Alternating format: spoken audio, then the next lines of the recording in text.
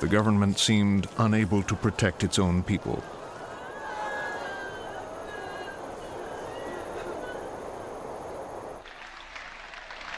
Only one man could satisfy the public's demand for action. Within months, Ben-Gurion was back as prime minister. By mid-1955, Nasser turned to the Soviet bloc for economic and military assistance. The conflict now became part of the Cold War, and Egypt received a huge arms shipment from Czechoslovakia. New tanks, artillery, bombers, and jet fighters threatened to render the Israeli army and its propeller air force obsolete. General Moshe Dayan wanted to strike at the Egyptian army before it could absorb its new weapons. But Ben-Gurion felt Israel could not fight alone. Ben-Gurion became more and more convinced that there is no diplomatic solution for the conflict, and because of the accumulation of arms in Egypt, we have to forestall war triggered by Egypt. A few weeks later, President Nasser nationalized the Suez Canal. Unexpectedly, Ben-Gurion found himself with two new allies. Britain and France had jointly owned the canal and wanted it back. Ben-Gurion sent Shimon Peres to a secret meeting in Paris. The French defense minister told me Britain and France were planning an operation to take the Suez Canal back from Nasser. And he asked me, would Israel join them? How long would it take Israeli troops to reach the canal?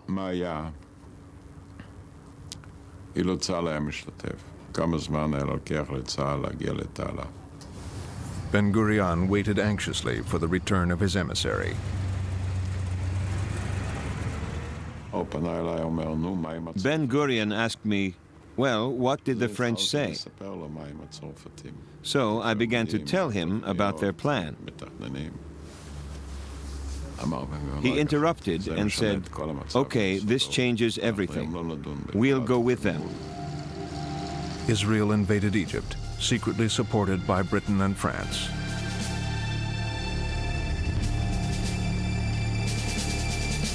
Within a week, Israeli troops had captured the Sinai Desert.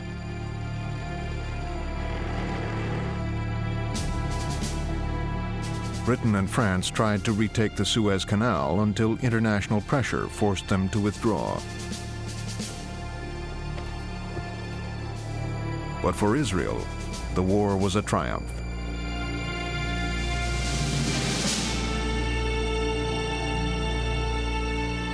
We achieved our main purpose. The main purpose was free navigation in the Straits of Eilat, which is rather vital. And this we have until now. The second objective was to secure safety for our settlements near the Gaza Strip. I cannot say we got it entirely, but they are more safe than they were before. The Israeli forces withdrew from Sinai, and the positions along the Israeli border and the Straits of Tiran were guarded by United Nations forces. For 10 years, there was peace along the Israeli-Egyptian border under the UN flag.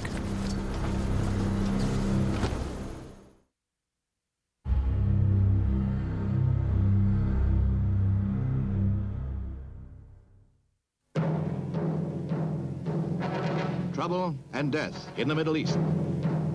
The fighting erupted quickly when Syrians allegedly fired on Israeli farmers operating tractors.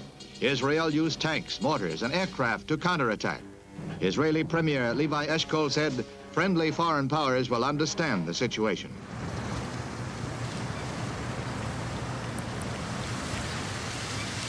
In May 1967, the leaders of the Soviet Union took a step that would change the map of the Middle East. The losers would be their own allies. It all began with a false report from Soviet intelligence. Anwar Sadat, Speaker of the Egyptian Parliament, was in Moscow for talks with Soviet Prime Minister Kosygin.